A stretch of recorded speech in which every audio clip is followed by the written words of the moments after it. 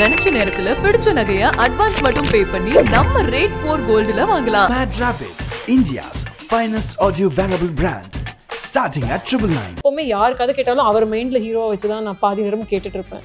So எப்பவுமே சொல்லுவேன், இந்த லைன் கேட்டிருக்கேன், அந்த லைன் நல்லாயிருக்கு, இந்த ஒரு டிஸ்கஷன் அவரை மீட் பண்ணும்போது சொல்லுவேன் இதெல்லாம் இருக்குது அப்படின்னு.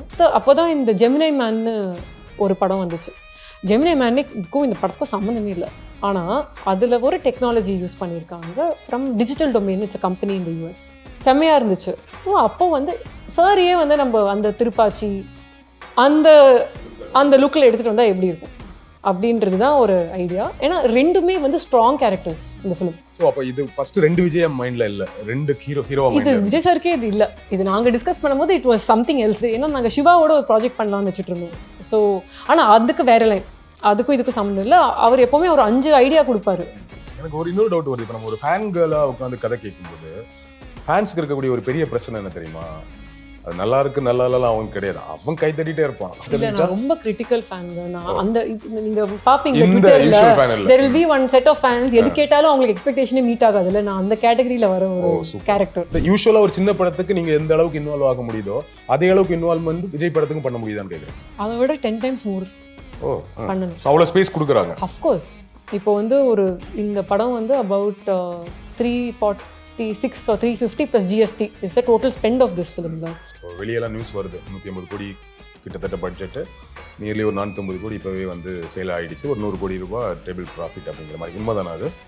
Close to it. Yeah, the challenges block buster கொடுக்குறோமா இல்லையான்றது தான். ஆனால் ஒரு கொஞ்சம் தப்பாக போச்சுன்னா out. As a production house நாங்கள் கண்டென்ட்டை தான் பிலீவ் பண்ணுறோம். எங்களுக்கு வந்து படம் நல்ல படம்ன்ற பேர் வாங்கி கொடுக்கணுன்றதுல நாங்கள் இருக்கோம். இது ஓவராலாக படம் பிளான் பண்ணும்போது ஸ்டார்ட் பண்ணும்போது இந்த பட்ஜெட் வரும்னு பிளான் பண்ணதானா? Yes yes. ஸோ அதை விடலாம் பெருசாக எக்ஸீட் ஆகலை. கொஞ்சம் இருக்கும், எப்போவுமே ஒரு 10% இருக்கும். ஏன் இந்த ரிலீஸ் டேட் டிசிப்ளின் நாங்கள் சொல்கிறோன்னா, ஒரு பெரிய படம் எஸ்பெஷலி பண்ணும்போது அது நம்ம முன்னாடியே அறிவிச்சாதான் மற்ற ப்ரொடியூசர்ஸ்க்கு பிளான் பண்ண முடியும்.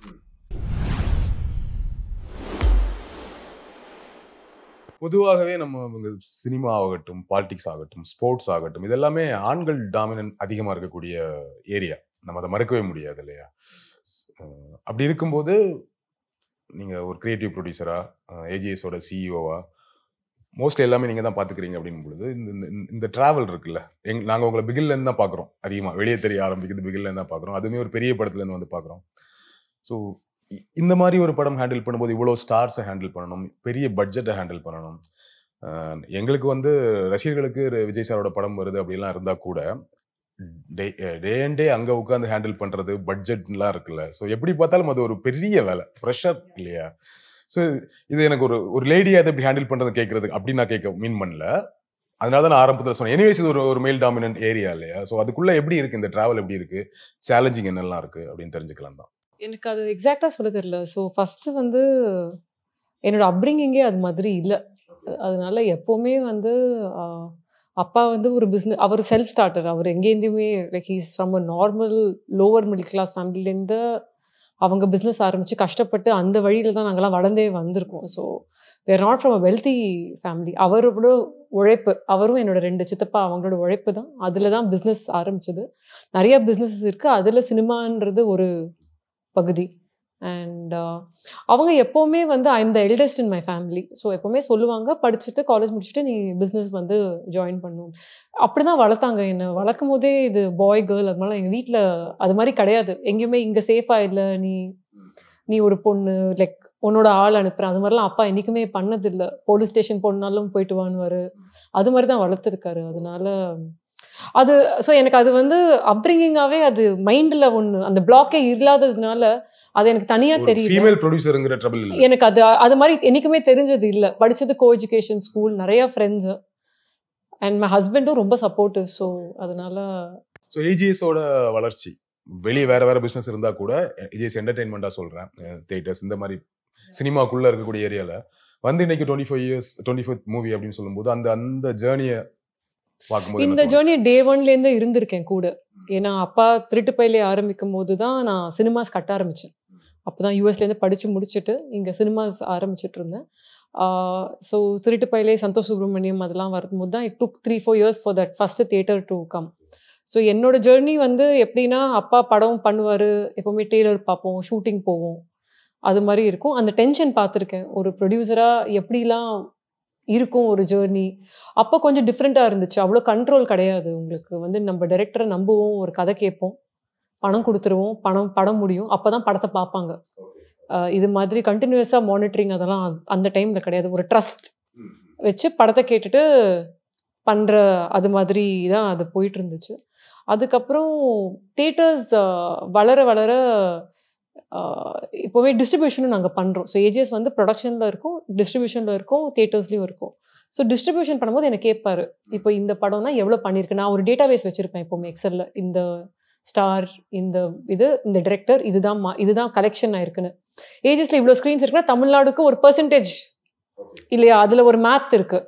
அதில் வந்து அப்பாவுக்கு எப்போவுமே சொல்லுவேன், இதுக்கு வந்து இவ்வளோ நம்பர்ஸ் இருக்குப்பான்னு எனக்கு கேட்பாரு. அப்போ சொல்லுவேன்.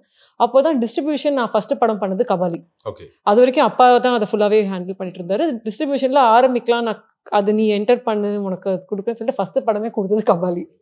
ஸோ அது வந்து ஒரு மேசிவ் எக்ஸ்பீரியன்ஸாக இருந்தது. எப்போவுமே சொல்லுவார் என்கிட்ட, தியேட்டர் ஓனர் வேலை தான் இருக்கிறதே ஈஸி, என் வேலை தான் ரொம்ப கஷ்டம் அப்படின்னு எப்போவுமே சொல்லுவார். நீ அதனால வந்து டேர்ம்ஸ்க்கு நான் எப்போவுமே வந்து ரொம்ப ஸ்ட்ராங்காக இருப்பேன், இவ்வளோ தான் கொடுப்பேன்.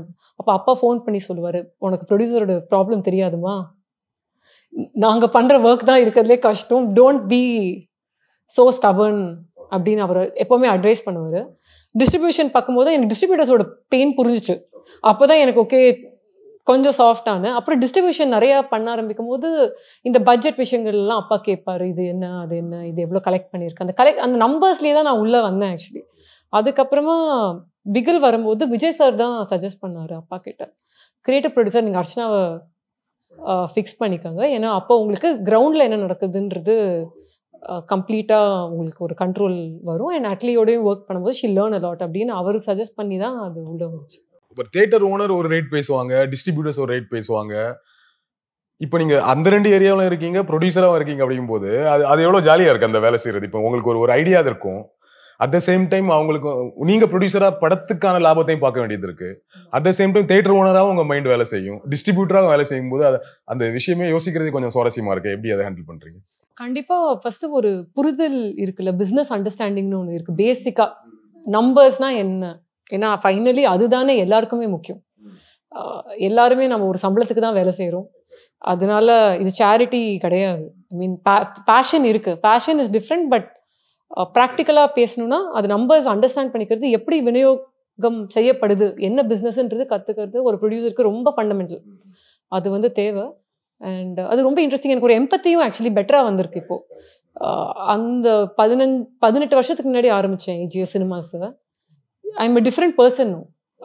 ஏன்னா இப்போ தெரியுது, இப்போ ஷோகேசிங் ஒரு சின்ன படம் வரும்போது ஒரு ஷோகேசிங் கேட்கும்போது எனக்கு வலி புரியுது. ஓகே, அவங்க என்னெல்லாம் பண்ணியிருப்பாங்க, ஏதாவது பண்ணி ஹெல்ப் பண்ண முடியுமா, அந்த கம்ப்ளீட் நம்பராக பார்க்காம கொஞ்சம் அந்த எம்பத்தி நிறையவே. யூசுவல் நம்பர் மட்டும் இல்லாம யூசுவல் ப்ரொடியூசர் கணக்கும் இருக்காது. ஆமா, தியேட்டர் ஓனரும் யோசிப்பீங்க, டிஸ்ட்ரிபியூட்டரும் யோசிப்பீங்க, ஒரு பேலன்ஸ் இருக்கும், ஒரு கொஞ்சம் ஸ்லைட் பேலன்ஸ் இருக்கும். அதே மாதிரி வந்து ஒரு ப்ரொடியூசர் ஒரு ஸ்டாண்ட் பாயிண்ட்லேருந்து ஏன் தியேட்டர் அண்ட் டிஸ்ட்ரிபியூஷன் இம்பார்ட்டன்ட்னா பல்ஸ் தெரியும். இப்போ எல்லா படமுமே நான் தியேட்டரில் தான் பார்ப்பேன், ஓடிடியில் குறைந்தபட்சம் பார்க்க மாட்டேன். ஏன்னா அந்த தியேட்டரில் என்னை பொறுத்த வரைக்கும் ஒரு காமெடி சீன் பார்த்தீங்கன்னா தனியாக பார்க்குறதுக்கும் ஒரு 1000 பேரோ 500 பேரோட பார்க்கும்போது அதோட எஃபெக்ட் வேறு. அந்த சைலன்ஸ் இருக்குல்ல, ஒரு ஸ்க்ரீன் பிளேல ஒரு சைலன்ஸ், ஒரு பாஸ், அதோட எஃபெக்ட் வேறு. ஓகே, யூ அண்டர்ஸ்டாண்ட் இதெல்லாம் என்ன ட்ரெண்டில் இருக்குது, என்ன பிடிக்குது, அவன் எப்போ நான் அதெல்லாமும் பார்ப்பேன். எப்போ ஃபோன் பார்க்குறாங்க, இது மாதிரி ஒரு பேட்டர்ன் வரும்போது எழுந்து வெளில போகிறாங்க, எங்கெல்லாம் ட்ரோலிங் நடக்குது, எது அவன் எங்கே புஷ் பண்ண முடியும், எங்கே புஷ் பண்ண முடியாது. ப்ரொடியூசராக நம்மளால் எதுவுமே செய்ய முடியாது. இதெல்லாம் அப்சர்விங் தான், அந்த டேஸ்ட்டை வந்து தெரிஞ்சுக்கிறதுக்கு மட்டும்தான் இந்த process. But Vijay sir call sheet கொடுத்துட்டாரு அவரோட படம், அதில் ஒரு பெரிய படம், பெரிய பட்ஜெட், கண்டிப்பாக இது ஒரு கலெக்ஷனாக ஒரு பெருசாக வந்துடும். எல்லாத்தையும் தாண்டி இவ்வளோ விஷயத்தை டிசைட் பண்ண முடியுதா? இவ்வளோ விஷயத்தை யூஸ்வலாக ஒரு சின்ன படத்துக்கு நீங்கள் எந்த அளவுக்கு இன்வால்வ் ஆக முடியுதோ அதே அளவுக்கு இன்வால்வ்மெண்ட் விஜய் படத்துக்கும் பண்ண முடியுதான்னு கேட்குறேன். அதை விட 10 times more பண்ணணும். அவ்வளோ ஸ்பேஸ் கொடுக்குறாங்க. அஃப்கோர்ஸ் see, ஐ திங்க் இது ஒரு மிஸ்கன்செப்ஷனாக போயிட்டு இருக்கு. ஐ திங்க் ஆடியன்ஸ் மத்தியில் வந்து ஒரு ப்ரொடியூசரை ஒரு செக் ரைட்டிங் மிஷினாக பார்க்குறாங்க. அவங்க வராங்க, பணம் கொடுக்குறாங்க, படத்தை விற்கிறாங்க, போயிடுறாங்க. அது அப்படி கிடையாது. இது ஆக்சுவலி இது டீம் எஃபர்ட். இப்போ நான் மட்டும் கிடையாது இல்லை, இப்போ வந்து சும்மா ஃபேஸ் தான், ஃபேஸ் ஆஃப் ஏஜிஎஸ்ன்னு இப்போ எங்கள் அப்பா இங்கே என்ன உட்கார வச்சிருக்காரு. ஆனால் ஃபண்டிங் இப்போ வந்து ஒரு இந்த படம் வந்து about 346 or 350 + GST is the total spend of this ஃபிலிமில். அந்த என்டையர் ஃபண்டிங் வந்து அப்பா தான் அந்த ப்ரெஷர் எடுத்துக்கிறது, ensuring that the cash flow is கரெக்டில். ஏன்னா ஒரு படத்தை வந்து எடுத்து ஒரு ரிலீஸ் டேட்டுக்கு வரணும்னா அது ஓடணும். ஒரு மேரத்தான் மாதிரி நாங்கள் ஓட ஆரம்பிக்கிறது வந்து அன்னைக்கு ஓட ஆரம்பிச்சுட்டு நாங்கள் September 5th வந்து முடிப்போம். அது வரைக்கும் இட்ஸ் அ ரேஸ். அதுக்கு வந்து ஃபண்ட் ஃப்ளோ கரெக்டாக வரலைன்னா அது நிற்கும். ஓகே, அந்த ப்ரெஷர் வந்து கண்டிப்பாக ப்ரொடியூசர் கைண்டில். எனக்கு ஒரு அட்வான்டேஜ் என்னன்னா அந்த ப்ரெஷர் எனக்கு இல்லை. ஏன்னா அதை வந்து அப்பா ஃபுல்லாகவே அதை பார்த்துக்கிறாரு. ஸோ என்னோட படம் என்னோட ஒர்க் வந்து எக்ஸிக்யூஷன். ஸோ அப்போ வந்து கண்டிப்பாக இப்போ சார் ஃபோன் பண்ணி இன்னும் நம்ம ஒர்க் பண்ணலாம், நாங்கள் எப்போவுமே அந்த டிஸ்கஷனில் பேசிட்டு தான் இருப்போம். அண்ட் அவர் நான் எப்போவுமே கேட்டுகிட்டே இருப்பேன், சார் நம்ம எப்போ பண்ணலாம், அது வந்து ஒரு கான்ஸ்டன்ட் இது. அண்ட் செகண்ட் திங், எப்போவுமே யார் கதை கேட்டாலும் அவர் மைண்டில் ஹீரோவை வச்சு தான் நான் பாதி நேரமும் கேட்டுட்டு இருப்பேன். ஸோ எப்பவுமே சொல்லுவேன், இந்த லைன் கேட்டிருக்கேன், அந்த லைன் நல்லாயிருக்கு, இந்த ஒரு டிஸ்கஷன் அவரை மீட் பண்ணும்போது சொல்லுவேன் இதெல்லாம் இருக்குது அப்படின்னு. இது ஒரு நைஸ் ஸ்டோரி. ஏன்னா விபி சார் வந்து நான் அவரோட படங்களை ரொம்ப விரும்பி பார்ப்பேன். ஏன்னா நான் என் கரியர் ஆரம்பிக்கும் போது அவர் கரியரும் சேம் டைமில் ஆரம்பிச்சது. 18 years பேக் அவரும் சென்னை 28 பண்ணாரு. அப்போதான் எனக்கு தெரியும் ஒரு சின்ன படம் கலவாணி அந்த டைம்ல அந்த டே நேஜ்ல வந்து எஸ் ஹவு தே ஆர் இம்பாக்டிங்ல எப்படி you need a good screen play, a good story.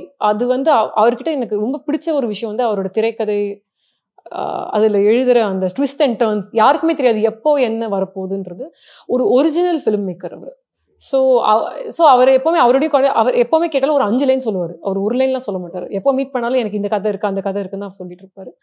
அப்போ இந்த கதை சொல்லும் போது எனக்கு 2 ஹீரோ வச்சு தான் இந்த கதையை அவர் சொன்னார். அப்போவே மைண்டில் அதை வச்சுட்டு இருந்தேன். அப்புறம் சாரோட பேசிகிட்டு இருக்கும்போது சார் இது அப்போ சாருக்கும் அவர் சொல்லியிருந்தார். அண்ட் இந்த படத்தை அப்போ தான் இந்த ஜெமினை மேன்னு ஒரு படம் வந்துச்சு. ஜெமினை மேனுக்கும் இந்த படத்துக்கும் சம்மந்தமே இல்லை. ஆனால் அதில் ஒரு டெக்னாலஜி யூஸ் பண்ணியிருக்காங்க from digital domain. It's a company in the US. So அவங்க தான் ஃபர்ஸ்ட் டைம் இந்த டிஏஜிங் என்ற கான்செப்ட் வில் ஸ்மித்தை எடுத்து டிஏஜ் பண்ணாங்க. செம்மையாக இருந்துச்சு. ஸோ அப்போ வந்து சாரியே வந்து நம்ம அந்த திருப்பாச்சி அந்த அந்த லுக்கில் எடுத்துகிட்டு வந்தால் எப்படி இருக்கும் அப்படின்றது தான் ஒரு ஐடியா. ஏன்னா ரெண்டுமே வந்து ஸ்ட்ராங் கேரக்டர்ஸ் இந்த ஃபிலிம்.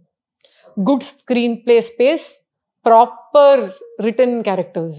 ஸோ அப்போ இது ஃபர்ஸ்ட் 2 விஜய் மைண்ட்ல இல்ல, 2 ஹீரோ இது விஜய் சாருக்கே இது இல்ல. இது நாங்க டிஸ்கஸ் பண்ணும்போது இட் வாஸ் சம்திங் எல்ஸ். அப்புறமா விபி வந்து அவர் அதை ஃபர்ஸ்ட் லைன் தான். அப்புறம் you really work on the screen play. 2 hero கதையா ஃபர்ஸ்ட் சொன்னார்ல. ஆமா. அப்போ உங்க நீங்க சொன்னீங்கல்ல எப்பவுமே நான் ஒரு கதை கேட்கும்போது ஒரு பாதி தூரம் வரைக்கும் விஜய் சார் மைண்ட்ல வச்சு தான் கதை கேட்பேன். ஆமா ஆமா. இப்போ 2 ஹீரோவா கதையா ஒரு ஆக்டரா தான் நம்ம இது பண்ணிட்டு இருந்தோம். பட் இது வந்து அப்புறம் அதுல அவர் ஒரு ட்விஸ்ட் ஒன்று வைக்கும்போது அது செம்மையா இருந்துச்சு எங்களுக்கு. ஸோ இது பண்ணலாம் அப்படின்னு. ஆனா இது கரெக்டா பண்ணும். ஏன்னா இதுக்கு வந்து நிறைய செலவாகும். ஏன்னா இது வந்து சாரி ஃபார் இன்டரப்ஷன். இந்த 2 ஹீரோங்கிற ஒரு கதையை சொல்லும்போது ஒருவேளை அந்த டிஸ்கஷன் விஜய் கிட்ட இருந்ததா 2 ஹீரோவா பண்ணிக்கலாம்? இல்ல இது நானும் இது ஏன்னா நாங்க சிவாவோட ஒரு ப்ராஜெக்ட் பண்ணலாம்னு வச்சுட்டு இருந்தோம். ஸோ ஆனா அதுக்கு வேற லைன், அதுக்கும் இதுக்கும் சம்மந்தம் இல்லை. அவர் எப்பவுமே ஒரு 5 ஐடியா கொடுப்பாரு.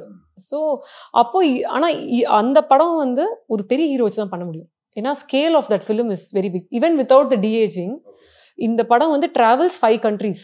It will start in Africa, then go to Delhi, then go to Thailand, like some Southeast Asian country, அப்புறம் ஒரு யூரோப்பியன் கண்ட்ரி போகும், அதுக்கப்புறம் திருப்பியும் சென்னைக்கு வரும், ஸ்ரீலங்கா போகும். ஸோ இது ஒரு பண்ணும்.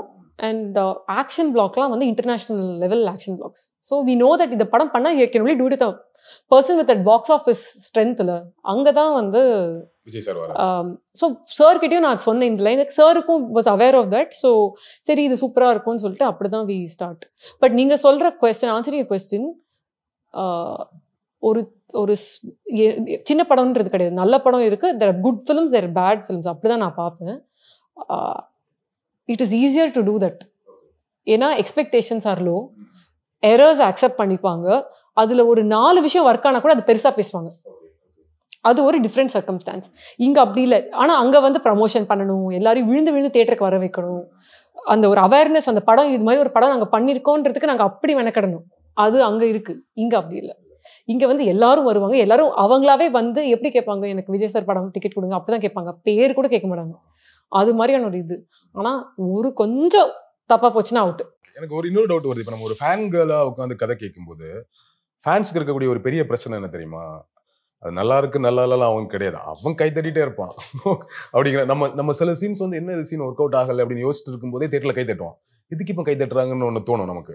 ஸோ அப்படி இருக்கும்போது நீங்கள் ஒரு ஃபேன்களாகவே கதை கேட்டிங்கன்னா, இப்போ விஜய் வச்சு ஒரு படம் பண்ணுறோன்னு கதை சொல்லும்போது கொஞ்சம் சொதப்பல் சீன் கூட உங்களுக்கு ஒருவேளை நல்லா இல்ல நான் ரொம்ப கிரிட்டிக்கல் ஃபேன்ங்க. நான் அந்த நீங்க பாப்பீங்க இந்த ட்விட்டர்ல யூஷுவல் ஃபேன் இல்லை. there will be one set of fans எது கேட்டாலும் அவங்களுக்கு எக்ஸ்பெக்டேஷனே மீட் ஆகாதுல்ல. நான் அந்த கேட்டகரியில வர ஒரு கேரக்டர். ஸோ அதனால ப்ராப்ளம் இல்லை. அதனால எது பண்ணாலுமே வந்து என் மைண்ட்ல நான் ஒன்று வச்சிருப்பேன்ல, அதை மீட் ஆகாதுன்ற ஒரு ஸோ அவங்க சம்டைம்ஸ் பேசும்போது I will relate to them. I know exactly you know what, because அது வந்து ஒரு புக்கை படிச்சுட்டு போய் படம் பார்க்குற மாதிரி எங்கள் மைண்டில் நாங்களே ஒரு கதை பண்ணிப்போம், நாங்களே ஒரு ஸ்க்ரீன் பிளே எழுதி வச்சுருப்போம். அது படத்தில் வரலாம் எங்களுக்கு டிசப்பாயிண்ட் ஆயிடும். ஸோ அது வந்து ஒரு வேற ஜோன். பட் இந்த ஒரு பெரிய ஸ்டார் படம் விஜய் சார் படம்னா இன்னுமே we have to be careful. இதை வந்து ஒரு பிளாக் பஸ்டர் ஃப்ளாலெஸ்ஸாக எடுக்கிறது தான் இருக்கிறதுலே actually more challenging. It's not a easier job. இன்னொன்று வந்து ஈஸி. இப்போ அரௌண்ட் 350 crores சொன்னீங்க இல்லையா ஓவரால் பட்ஜெட் மட்டும். இப்போ வெளியெல்லாம் நியூஸ் வருது 350 கோடி கிட்டத்தட்ட பட்ஜெட்டு, நியர்லி ஒரு 450 கோடி இப்போவே வந்து சேல் ஆகிடுச்சு, ஒரு 100 கோடி ரூபாய் டேபிள் ப்ராஃபிட் அப்படிங்கிற மாதிரி. உண்மைதானா அது? Close to it. Yeah okay okay okay. Profit தான். சி ஒரு பெரிய ஸ்டார் படத்துக்கு ப்ராஃபிட் தான் பண்ணுவாங்க. அது அது it's obvious, it's no brainer. அது basic. The challenge is block buster கொடுக்குறோமா இல்லையான்றதானே. இப்போ உங்களோட எய்ம் வந்து எத்தனை கோடியா இருக்குது ஒரு ஐடியா? நான் மணியே கிடையாது எனக்கு. சக்சஸ் வந்து money is the money important. See அது நான் சொல்ல வரல. ஆனால் it is a by product of success. நம்ம அதை தேடி போனோம்னா இதை கோட்டை விட்டுருவோன்றது தான் எனக்கு பயம். ஏன்னா சம்டைம்ஸ் வந்து ஒரு செலவு தாண்டி பண்ணுற மாதிரி இருக்கும். ஆனால் நான் வந்து இதுதான் என் மார்ஜின், இதுக்குள்ளே தான் நான் பண்ணுவேன்னு வச்சுட்டா என்னால் அதை பிரேக் பண்ணிட்டு போக முடியாது இல்லையா. அதனால ரொம்ப அப்படி பண்ணுறது. அட் த சேம் டைம் சேஃப்டிலேயும் ஒர்க் பண்ணணும். ஒரு ரொம்ப ஃபைன் லைன் அது. இப்போ திடீர்னு ஓகே இல்லை இதுக்கு வந்து இது தேவை இங்கே போகணுன்னா போய் தான் ஆகணும். அந்த டைம்ல வந்து அங்க காம்ப்ரமைஸ் பண்றோம் வச்சுக்கோங்களேன், அது ஸ்கிரீன்ல தெரிஞ்சிடும். இது ஓவராலா படம் பிளான் பண்ணும்போது ஸ்டார்ட் பண்ணும்போது இந்த பட்ஜெட் வரும்னு பிளான் பண்ணதானா? Okay okay. சோ அதை விடலாம் பெருசா எக்ஸீட் ஆகல. கொஞ்சம் இருக்கும், எப்பவுமே ஒரு 10% இருக்கும். அதுக்கு ரொம்ப அவ்வளோ ஃபைன் டியூனா பண்ண முடியாது. ஏன்னா இம்ப்ரவைசேஷன் இருக்கும். ஒரு ஸ்கிரீன் பிளே பண்ணிட்டு இருக்கும்போது என்னதான் பவுண்ட் இருந்தாலும் when there are 10 people in this roomல they're all playing off each other. அங்க ஒரு இம்ப்ரவைசேஷன் நடக்கும், அங்க ஒரு தேவை ஒன்று வரும், ஒரு ஐடியா திடீர்னு ஒன்று தோணும், அது பிரில்லியண்டா இருக்கலாம். ஸோ ரொம்ப ஹார்ட் பவுண்டாவும் போக முடியாது. இது ஆப்வியஸ்லி 10% முன்ன வர அது ப்ராப்ளம். ஆமா, இட்ஸ் a creative space தானே. ஓவர்சீஸ்ல எப்படி எந்த அளவுக்கு பிசினஸ் நடந்திருக்கு பழைய படத்தை பெரிய கம்பேர் பிசினஸ்? பண்ணும்போது? கண்டிப்பா. நம்ம 1000 கோடி கலெக்ஷன் அப்படிங்கிற மாதிரி பேசிட்டு இருக்காங்க. ஒரு தமிழ் படத்துக்கு மேபி நம்ம வேர்ல்ட் ரிலீஸ் பண்ணா கூட அது எந்த அளவுக்கு பாசிபிள் எனக்கு தெரியல. ஒரு ஓவராலா இது ஒரு எந்த அளவுக்கு கலெக்ஷன் வரும்னு எதிர்பார்க்கலாம் ஆடியன்ஸ்? ஓவர்சீஸ் எல்லாம் படம் நல்லா வந்துச்சுன்னா லிமிட்லெஸ் தானே. இது வந்து depends on the report of the film. And அந்த ரிப்போர்ட்டை யாராலையுமே என்னைக்குமே ஜட்ஜ் பண்ண முடியாது. அந்த ஜட்ஜ்மெண்ட் டே வந்து ஒரு தியேட்டரில் ஒரு 1000 பேரோட உட்காந்து அவங்க வந்து நாங்கள் சைலண்ட்டாக இருக்கிறோன்னு நினைக்கிறதுக்குள்ள அவங்க சைலண்ட்டாக இருக்காங்களா, நாங்கள் கிளாப் பண்ணுவாங்கன்னு நினைக்கல அவங்க கிளாப் பண்ணுறாங்களா, நாங்கள் அவங்க அழுவாங்கன்ற இடத்துல அவங்க அழுவாங்களான்றத நாங்கள் கரெக்டாக எடுத்திருந்தோன்னா அது சக்ஸஸ். இல்லைன்னா அங்கே எங்கே ஏதோ ஆயிருக்குன்னு அர்த்தம். அதை வந்து அன்னைக்கு தான் ஜட்ஜ் பண்ண முடியும். நான் ரொம்ப பயஸ்டாக தானே இருப்பேன். இது என் குழந்தை மாதிரி தானே. From day one we are watching it, we are building it. So இப்போ விஜய்க்கு முன்னாடி கடைசியா வந்த படத்தோட கலெக்ஷன் என்னன்னு உங்களுக்கு தெரிஞ்சிருக்கும். yes, ஓவர்சீஸ்ல எவ்வளவு வியாபாரம் நடந்திருக்கு, பக்கத்து ஸ்டேட்ல எல்லாம் ஓவரால் இந்தியால தெரியும் இல்லையா? இப்போ இனிஷியலா அந்த நீங்க பண்ண வரைக்கும் அது எல்லாத்தையுமே கிராஸ் பண்ணிருக்குதா? அந்த லெவல்ல தான் இருக்கும் அது. Okay okay. பிசினஸ்ன்றது அந்த லெவல்ல. இப்போ வந்து நாங்க வந்து டிஸ்ட்ரிபியூஷன் தானே கொடுக்குறோம். ஸோ இந்த ஒரு ப்ரைஸ்ன்னு சொல்லிட்டு ஒரு அட்வான்ஸ் தானே it is. Then if it crosses you will get overflow. If it doesn't cross we'll have to give. So it's அது படம் தான் நிர்ணயிக்கும். இப்போ ஒரு படம் வருது 600 கோடி கலெக்ஷன் சொல்றோம், 700 கோடின்னு சொல்றோம். இப்போ இந்த படம் ஒரு 750 crores கலெக்ட் பண்ணுது அப்படின்னா 750 கோடி கலெக்ஷன் ஆகுச்சுப்பா. பட் ப்ரொடியூசருக்கு என்ன கிடைச்சதுன்னு ஒரு டீம் பேசும். ஒரு பக்கம் வந்து ப்ரொடியூசருக்கு நஷ்டம் தாங்க, படம் கலெக்ஷன் ஆச்சு, ஆனால் ப்ரொடியூசருக்கு காசு அதிகமாகிடுச்சு, நீங்க வட்டி கணக்கெல்லாம் போட்டீங்கன்னா நஷ்டம் தான் ஒன்று ஒரு டிஸ்கஷன் இருந்துட்டே இருக்கும். குறிப்பா விஜய் படத்தை சுற்றி அந்த டிஸ்கஷன் இருக்கும். நான் எளிமையா கேட்கிறேன், இப்போ ஒரு 750 கோடி இந்த படம் கலெக்ட் ஆகுதுன்னு வச்சுக்கோங்க, ப்ரொடியூசருக்கு அதுல எவ்வளவு ப்ராஃபிட் வரும்? ஆக்சுவலி கிராஸா நெட்டா எப்படி கேக்குறீங்க? ஓவரால் மொத்தமா இவ்வளவு கலெக்ஷன் பண்ணிருக்கு. சரி, நிறைய திங்ஸ் இருக்குல்ல. இப்போ வந்து உங்களுக்கு ரெண்டா நீங்க பிரிக்கணும். ஒரு தியேட்ரிக்கல், நான் தியேட்ரிக்கல். ஃபர்ஸ்ட் அதுவே பிரிச்சுட்டா உங்களுக்கு நான் theatrical you have satellite, digital. இதெல்லாம் தியேட்ரிக்கலா வந்து பாத்தீங்கன்னா தியேட்ரிக்கல்ல வந்து உங்களுக்கு each country will have a different GST, each country will have a different local body tax. So அந்த நெட் ஸோ நீங்கள் கிராஸ்லேருந்து ஃபஸ்ட்டு நெட்டுக்கு வரணும். அது வந்து டிபெண்ட்ஸ் ஆன் எவ்ரி ஸ்டேட். இப்போ நம்ம ஸ்டேட்லனா நம்மளுக்கு லோக்கல் பாடி டேக்ஸ் இருக்குது, ஜிஎஸ்டி இருக்குது. சில ஸ்டேட்ஸில் லோக்கல் பாடி கிடையாது, சில ஸ்டேட்ஸில் இதை விட ஹையராகவே லோக்கல் பாடி டேக்ஸ் இருக்குது. ஸோ அதெல்லாம் எடுத்துட்டிங்கன்னா உங்களுக்கு நெட் வரும். அந்த நெட்டில் வந்து ஆன் ஆவரேஜ் ப்ரொடியூசருக்கு அபவுட் 47% கிடைக்கும். Okay okay okay 47% for regular film. இது மாதிரி லார்ஜ் ஸ்டார்ஸ் ஃபிலிம் வரும்போது உங்களுக்கு அப் டு 60% கூட கிடைக்கும். ஏன்னா டேர்ம்ஸ் உங்களுக்கு அந்த ஃபர்ஸ்ட் வீக் செகண்ட் வீக்லாம் வந்து ஹையராக பண்ணுவோம். செகண்ட் திங் வந்து இப்போ வந்து எல்லா ஸ்க்ரீன்லையும் ரிலீஸ் பண்ணுறோம். முன்னெல்லாம் அப்படி இல்லை, ஸ்மாலாக ஆரம்பித்து பெருசாக போகும். ஆனால் இங்கே வந்து எல்லாத்தையும் பண்ணுறதுனால அந்த ஃபஸ்ட்டு 2 வீக்ஸ்லேயே வந்து 80% எடுத்துருவோம். அப்போது என்ன ஆகும்னா உங்களோட டேர்ம்ஸே வந்து 60% 65%ல வந்து உங்களுக்கு வந்ததுனால அந்த overall for a bigger film அந்த ரேஷியோ வந்து உங்களுக்கு ஹையராக இருக்கும். ஸோ ஒரு பெரிய படம் அப்படின்னு சொல்லும்போது ஓவராலாவே அரௌண்ட் 50% வச்சுக்கலாமே, 50 to 55% கூட வச்சுக்கலாம். ஆமாம், ஸோ அது ப்ளஸ் நமக்கு satellite rights, OTT rights yes, அது எல்லாமே இருக்கு. ஓவராலாவே ஒரு கண்டிப்பா ஒரு லாபகரமான படமா தான் பெரிய படங்கள் அமையுது. கண்டிப்பா unless you can never say அதை கண்டிப்பான்னு சொல்ல முடியாது. ஏன்னா சம்டைம்ஸ் வந்து அந்த படத்தை நீங்க கரெக்டா பிளான் பண்ணி எக்ஸிக்யூட் பண்ணி டைமுக்கு ரிலீஸ் பண்ணீங்கன்னா இட் இஸ் கரெக்ட். இப்போ வெங்கட் பிரபு ஒரு இன்டர்வியூல சொல்லியிருக்காருன்னு நினைக்கிறேன், இந்த படம் ஒரு 45 daysல பிளான் பண்ணிட்டோம் ஷூட்டுக்கு முன்னாடி, pre production. We started in May. We went to shoot in October. Sorry, ஆமா. Okay. Just before Leo. So ஒரு கம்மியான டேஸ் தான் அவர் சொன்னது ஒரு பெரிய படத்துக்கான அந்த டைம். கண்டிப்பா லிட்டில் ஸ்ட்ரெச் தான், கண்டிப்பா லிட்டில் ஸ்ட்ரெச் தான். பட் அது மாதிரி ரிலீஸ் வந்து நம்ம இல்ல, ஏன்னா நாங்க ஏஜிஎஸ்ல வந்து we plan the release. அது வந்து அப்பா believes in fixing the release date. ஏன்னா அங்கதான் we'll control the cost. நீங்க ரிலீஸ் டேட்டை ஃபிக்ஸ் பண்ணாம போச்சுன்னா அது வந்து இட்ஸ் அ ப்ராப்ளம். ஒரு கிரியேட்டருக்கு, அதுவும் பெரிய படம் வரும்போது இப்போ இந்த படம் சொல்லு ஜெனரலாவே ஒரு டைரக்டர் ஒரு பெரிய ஸ்டாரை வச்சு ஒரு படம் பண்ணிட்டாரு அப்படின்னா அது எங்கேயாச்சும் மிஸ் ஆயிடுச்சு, சொதப்பிடுச்சு அப்படின்னா அந்த பழி அப்படியே இயக்குனர் மேல போயிடும் இல்லையா? அப்ப சில படங்கள் எல்லாம் பத்தி நம்ம யோசிக்கும் போது ஃபைன், ஆனா அவங்களுக்கு கொடுக்கப்பட்ட டைம்னு ஒண்ணு இருக்கு. முன்னாடியே ரிலீஸ் டேட்டை ஃபிக்ஸ் பண்ணிட்டு அவங்களுக்கு கொடுக்கக்கூடிய ப்ரெஷர் இருக்குல்ல, அதுக்குள்ள எவ்வளவு தூரம் கிரியேட்டிவா பண்ண முடியுதுங்கிற ஒரு ப்ரெஷர்லாம் இருக்குல்ல, அதுக்காக இல்ல. அது வந்து ஃபர்ஸ்ட் ஆஃப் ஆல் வெறும் கிரியேட்டருக்கு மட்டும் அது போகாது, ப்ரொடக்ஷன் ஹவுஸ்க்கும் அந்த ஒரு பெரிய இம்பாக்ட். ஏன்னா நாங்க தான் வியாபாரம் செய்யறோம். ஓகே, இப்போ வந்து நாங்க 25 படம் கொடுக்குறோம்னா ஏன் எங்களால சர்வைவ் பண்ண முடியுது? ஏன்னா எங்களுக்கு ஒரு ஓடிடி பார்ட்னர் இருக்காரு, அவர் ஏஜிஎஸ்ன்றது ஒன்று போட்டால் அவர் வந்து அதை நம்பி இந்த ப்ரொடக்ஷன் ஹவுஸ் இந்த டைம்ல படத்தை ரிலீஸ் பண்ணுறாங்க, நல்ல படங்கள் கொடுப்பாங்கன்ற ஒரு நம்பிக்கையில் வாங்குறாங்க. எங்கள் சேட்டலைட் பார்ட்னர் நல்ல படம் கொடுப்பாங்க, அதனால வாங்குறாங்க. டிஸ்ட்ரிபியூட்டர்ஸ் இவங்ககிட்ட நாங்கள் அட்வான்ஸ் கொடுத்து வாங்கிக்கலாம், ஏதாவது ஆச்சுன்னா திருப்பி கொடுத்துருவாங்கன்ற நம்பிக்கையில் எல்லாருமே எங்களோட நாங்கள் ஒரு பிஸ்னஸ் பண்ணிட்டு இருக்கோம், ஒரு ரிலேஷன்ஷிப்பில் ஓடிட்டு இருக்கோம். அந்த ரெஸ்பான்சிபிலிட்டி எங்களுக்கு ரொம்பவே ஜாஸ்தி. ஏன்னா அதனால தான் எங்களால் சின்ன படங்களும் பண்ண முடியுது, பெரிய படங்களும் பண்ண முடியுது. அந்த ரிஸ்க் எங்களால் எடுக்க முடியுது. ஏன்னா எங்கள் சின்ன படங்கள் பண்ணாலும் அதுக்கு ஒரு மார்க்கெட் இருக்குது, அதுக்கு ஒரு நேம் இருக்குது, ஒரு பிராண்டுக்குன்னு ஒரு வேல்யூ இருக்குது. அதனால இந்த ரெஸ்பான்சிபிலிட்டின்றது ஒருத்தர்கிட்ட மட்டும் போகுன்றது கிடையாது. In fact the financial repercussion comes purely to the production house. வேறு யாருக்குமே அந்த பர்டன் கிடையாது. ஏன்னா எல்லாருமே அந்த ப்ராஜெக்ட் முடிஞ்சுட்டு அவங்க அடுத்த ப்ராஜெக்ட்டுக்கு மூவ் ஆவாங்க. அதோட ஃபுல் சக்ஸஸோ ஃபெயிலியரோ ரெண்டுமே வந்து ப்ரொடக்ஷன் ஹவுஸ்க்கு தான் மேக்ஸிமம் பெரிய பாதிப்பு வந்து ப்ரொடக்ஷன் ஹவுஸ் தான். அதனால நாங்கள் ரொம்ப கேர் எடுத்து பண்ணணும். ஏன் இந்த ரிலீஸ் டேட் டிசிப்ளின் நாங்கள் சொல்கிறோன்னா, ஒரு பெரிய படம் எஸ்பெஷலி பண்ணும்போது அது நம்ம முன்னாடியே அறிவிச்சாதான் மற்ற ப்ரொடியூசர்ஸ்க்கு பிளான் பண்ண முடியும். நம்ம வந்து நினச்சி நம்ம அதுவும் நம்ம கையில் இல்லை, நம்ம கண்ட்ரோல் இல்லை. நம்ம எவ்வளோ தூரம் பிளான் பண்ணி நம்மளால வர முடியுதோ அது பண்ணால் ஒரு ஸ்மூத் ரிலீஸ் கிடைக்கும், எல்லா ஸ்க்ரீன்லையும் படம் போட முடியும். ஃப்ரம் தியேட்டர் பெர்ஸ்பெக்டிவ்னு ஐ டோன்ட் வாண்ட் கிளாஷ். ஏன்னா அப்போதான் வந்து என்னால் வந்து மேக்ஸிமைஸ் பண்ண முடியும். எனக்கு இல்லைன்னா என்ன ஆகும், திடீர்னு ஒரு மாதத்துலேயே இவ்வளோ கண்டென்ட் வரும், அப்புறம் 4 மாதத்துக்கு ஒன்றுமே இருக்காது. இருக்கிறது ஆடியன்ஸ் வந்து அந்த மந்த்துக்கு எல்லாருமே பணம் சம்பாதிக்கிறாங்க, சேலரிட் தான் நம்ம எல்லாருமே. ஒரு மந்த்ல நம்மளால ஒரு படம் இல்லை 2 படம் தான் போக முடியும், 5 படம் நம்மளால போக முடியாது. ஸோ இதுதான் நம்ம எல்லாரும் அந்த கட்டுப்பாடுல தானே இருக்கும். ஸோ அது எல்லாமே கொஞ்சம் பண்ணும்போது ஒரு ரிலீஸ் டேட்டுன்றது ரொம்ப ரொம்ப முக்கியம். அந்த ரிலீஸ் டேட் வச்சாதான் எல்லாருமே அந்த டிசிப்ளின்ல வந்து ஒர்க் பண்ணி ஒரு ப்ராடக்டை வெளில எடுத்துட்டு வர முடியும். கண்டிப்பா வந்து ஒரு டைரக்டர் வந்து இல்ல முடியவே முடியாது, இது ஒரு காம்ப்ரமைஸ் ப்ராடக்டா அனுப்புனா நாங்க அனுப்ப மாட்டோம், எங்க பேர் அதுல இருக்கு, நாங்க ஏன் அதை ஒத்துக்கணும்? பெரிய பாதிப்பு உங்களுக்கு தான், எங்களுக்கு தான் மேக்ஸிமம் பாதிப்பு. ஆனா அந்த டிசிப்ளின் தேவை. ஸோ இதுக்குள்ள பண்ணாதான் அப்பதான் எல்லாருமே டீம் ஒர்க். ஒரு மூவின்றது it does not rest on one person. இது வந்து ஒரு ஹீரோ ரொம்ப ரொம்ப முக்கியம், ஒரு டைரக்டர் ரொம்ப ரொம்ப முக்கியம், அதில் இருக்கிற ஸ்டண்ட் டைரக்டர், ஆர்ட் டைரக்டர் எல்லாருமே ரொம்ப ரொம்ப முக்கியம், ப்ரொடக்ஷன் ஹவுஸ் ரொம்ப முக்கியம். நாங்கள் எல்லாரும் சேர்ந்து ஒர்க் பண்ணால் தான் அந்த ப்ராஜெக்டை வந்து எண்ட் டு எண்ட் எடுத்துகிட்டு வர முடியும். அதனால இந்த டைம் கன்ஸ்டன்ட்ன்றது யூ ஹேவ் டு பிளான். அதான் சொல்கிறேன், அந்த பிளானிங் முதலே நாங்கள் கேட்டுருவோம் எவ்வளோ நாள் ஆகும்.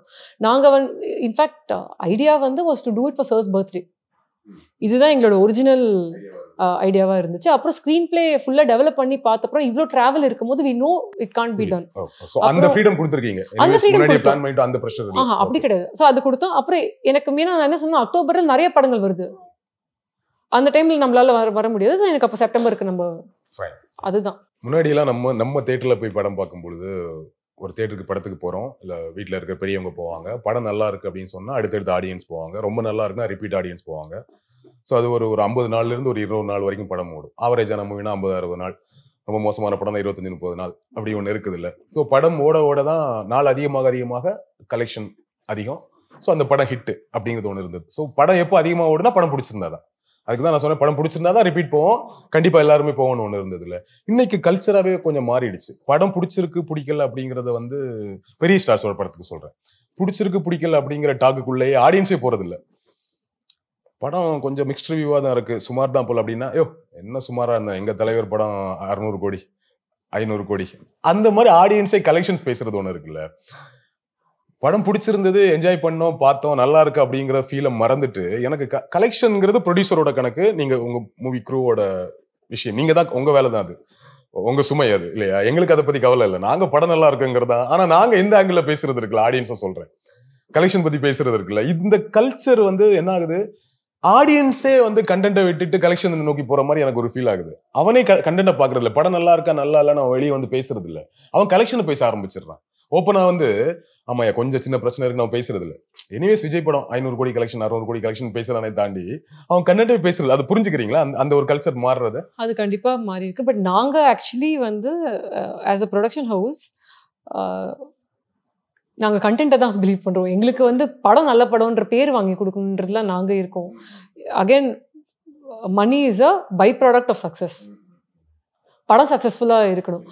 பாக்ஸ் ஆஃபீஸில் ஏதோ பணம் பண்ணிட்டு படம் ஆவரேஜாக இருந்துச்சுன்னா அது எனக்கு சந்தோஷம் கொடுக்காது. ஏன்னா அது இம்பாக்ட் ஆகும் பிஸ்னஸில். நம்ம நினைக்கிறோம் இம்பாக்ட் ஆகாதுன்னு, அடுத்த படத்தில் இம்பாக்ட் ஆகும், எல்லாருக்குமே இம்பாக்ட் ஆகும். என்ன மாதிரி இம்பாக்ட்? அது எல்லா ப்ரைஸுமே கம்மியாகும். உங்களுக்கு ஓடிடிலேருந்து எல்லாமே அவங்க பார்ப்பாங்க. C everything is a performance தானே. எவ்வளோ வியூஸ் வருது எவ்வளோ வருது எல்லாமே பார்ப்பாங்க. இந்த நம்பரை நோக்கி போகிறதுன்றது ஒரு டேஞ்சரஸான, தேவையே இல்லாத ஒரு வேலை என்னை பொறுத்த வரைக்கும். இப்போ என்ன ஆகுதுன்னா, அந்த நம்பர் நோக்கி போகிறது டேஞ்சரான ஒரு சோனு. அதனால தான் நம்ம ப்ரொடியூசர்ஸ் எல்லாமே அந்த கலெக்ஷன்ஸை போடுறது, first day collection, second day collection, overall collections போடக்கூடிய ஒன்று வருது இல்லை. ஸோ அது ஏதோ ஒரு வகையில் பப்ளிசிட்டி தான். அது போடுறதோ போடாததோ அந்தந்த ப்ரொடியூசரோட இஷ்டம் அண்ட் விருப்பம். பட் என்னை பொறுத்த வரைக்கும் ஒரு ப்ரொடக்ஷன் ஹவுஸாக நல்ல கதைகள் நம்ம பண்ணணும்.